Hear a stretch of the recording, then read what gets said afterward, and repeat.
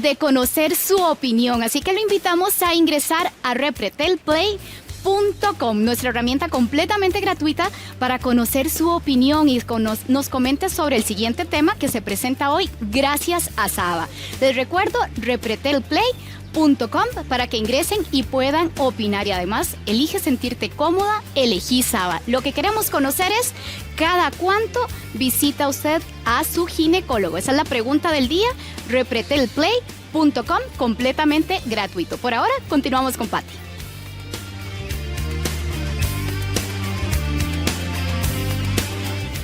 Gracias, Vero. Y hoy vamos a hablar del útero, de ese órgano maravilloso que nos alberga antes de nacer. Y bueno, pero también de alguna manera puede albergar tipos de tumores diferentes que pueden ser malignos, pero también benignos.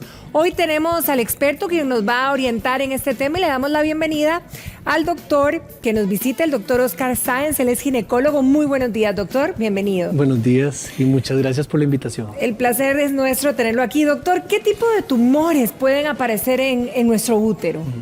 Bueno, el útero, para poder explicar esto bien, el útero lo podemos dividir en dos partes. La parte que está intraabdominal, que es el cuerpo del útero, y la parte que se aboca hacia la vagina, que es el cérvix. Aunque son un continuo y son embriológicamente, tienen el mismo origen, tienen desde el punto de vista estructural y desde el punto de vista funcional son diferentes. En el cuello del útero tenemos el cáncer del cérvix, tenemos pólipos, que son probablemente las dos lesiones más habituales y frecuentes que nos encontramos en el cuello. Y en el cuerpo nos encontramos los fibromas del útero, mal llamados fibromas, pero en realidad son leiomiomas, son tumores del músculo liso benignos, que son los tumores más frecuentes que nos podemos encontrar. En la parte muscular, en la parte interna, que es el endometrio, podemos encontrar pólipos o cáncer, que también puede darnos tumores en esa área. Ahora, ¿por qué se dice que el útero es muy sensible a nuestros desequilibrios hormonales, doctor? El útero es totalmente hormonodependiente. Tanto así que dependiendo del momento de la vida donde estemos, ¿verdad? Los momentos de la vida donde no hay hormonas, las características que nos encontramos son diferentes.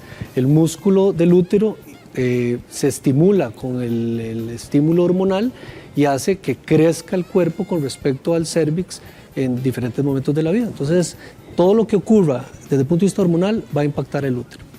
Bien, doctor, le invito a que pasemos por allá para que podamos ilustrar diferentes temas, ¿verdad?, alrededor de este tema. Porque cuando hablamos de tumores y fibromas, ¿a qué edad suelen aparecer en nosotras las mujeres? Los fibromas son tumores benignos del músculo del útero y, como hablábamos, dependen de hormonas.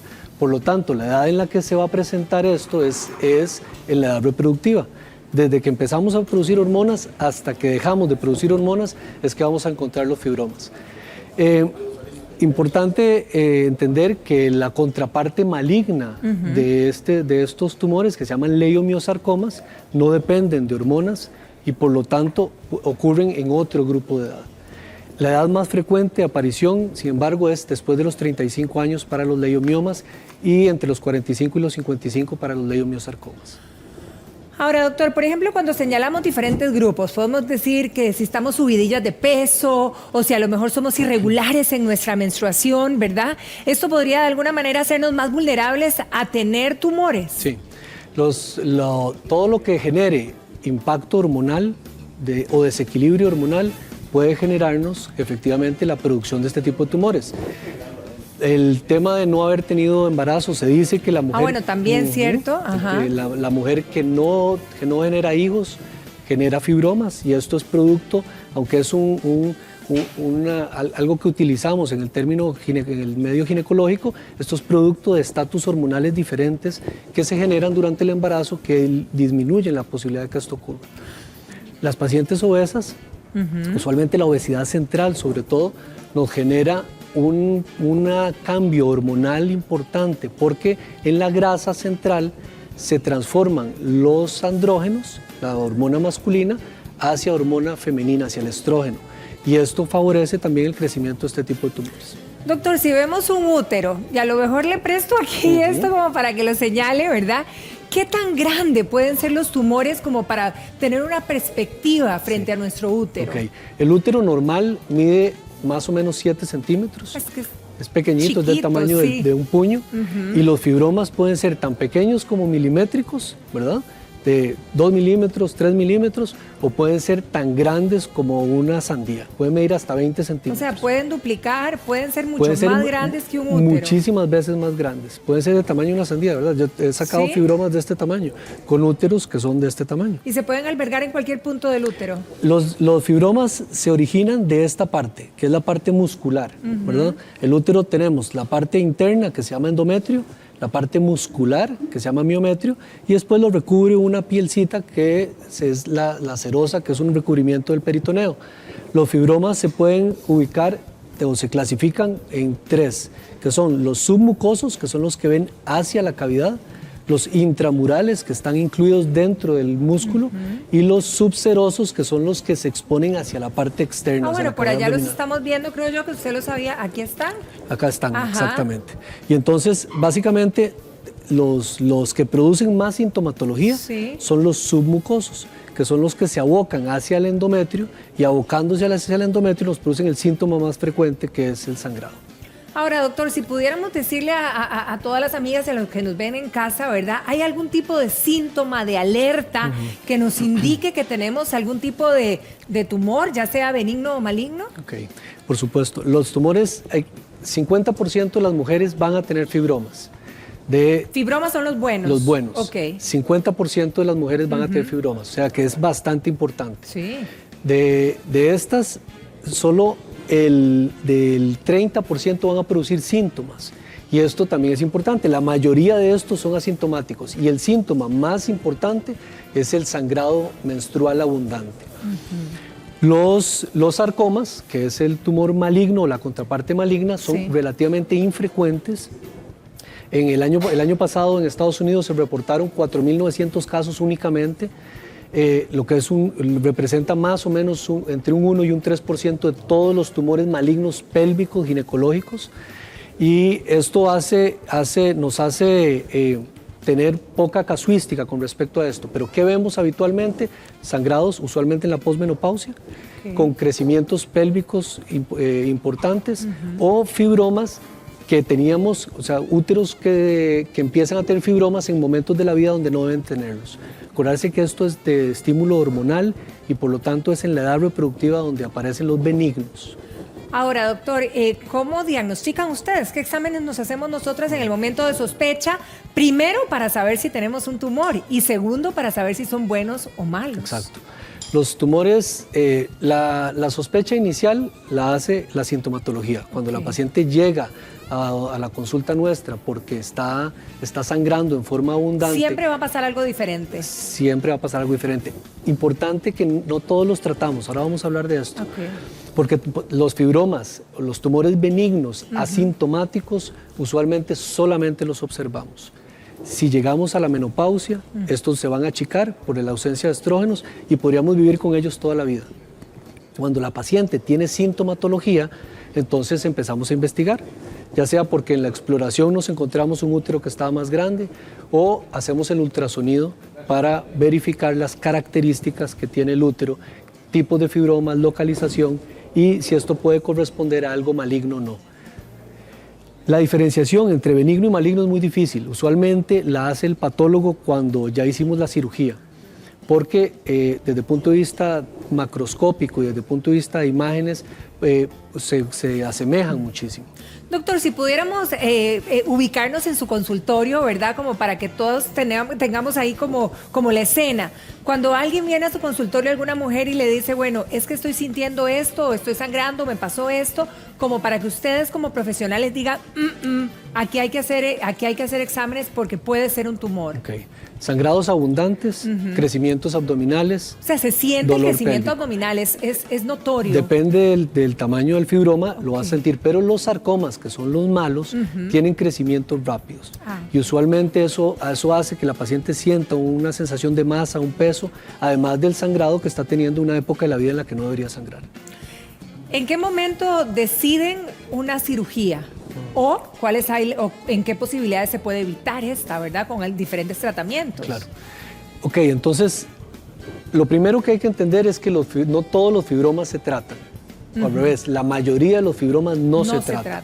¿Cuándo los tratamos? Los tratamos cuando producen sangrados abundantes que no han sido controlados con otros medios. Los tratamos cuando producen infertilidad. Los tratamos cuando producen dolor pélvico o cuando tenemos sospecha de malignidad. La sospecha de malignidad va a depender entonces del momento de la vida en el que tienen, de crecimientos rápidos. Y a veces cuando estamos haciendo imágenes, los tumores malignos, ¿verdad? Tienen una característica. Digamos, aquí estamos viendo una imagen. Esto sería un ultrasonido. Esto es un ultrasonido, doctor. sí. Ajá. Ahí los Pero verían. sí, en el ultrasonido se ven definitivamente, claramente. Okay. Y tenemos una característica importante de los tumores malignos o que nos hacen sospechar. Eso es un embarazo. Okay. Esto es un bebé lo que nos pusieron, divino. Okay. Entonces, básicamente lo que nos hace sospechar es que los tumores producen una sustancia, varias sustancias que se llaman factores de crecimiento.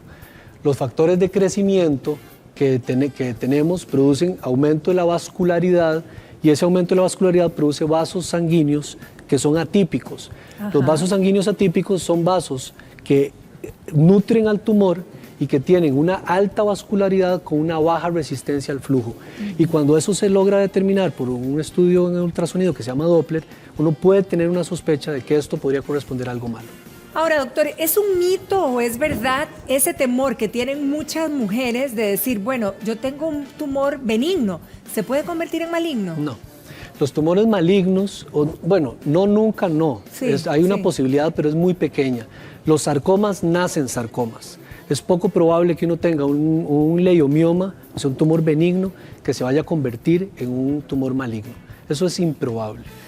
Después de una cirugía, ¿verdad? Para extirpar o quitar algún tipo de tumor, ¿en cuánto tiempo una mujer vuelve a su vida regular? ¿En cuánto tiempo puede tener relaciones sexuales?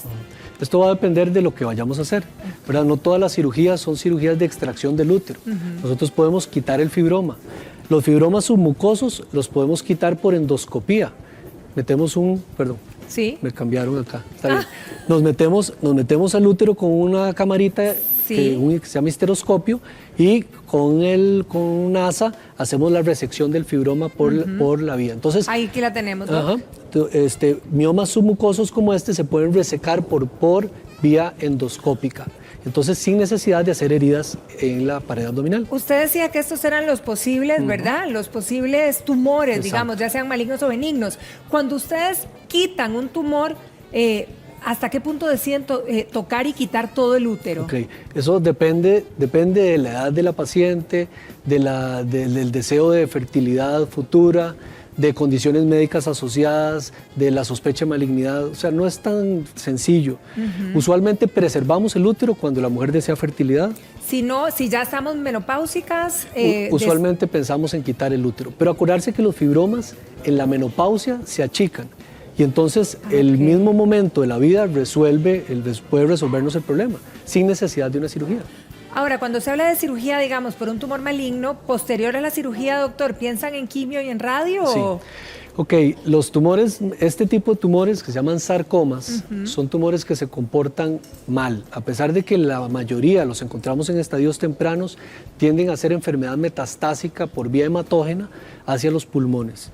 Entonces, usualmente estos tumores los tratamos quitando el útero y los ovarios. Después de eso hacemos la evaluación para determinar si necesitamos radioterapia o quimioterapia.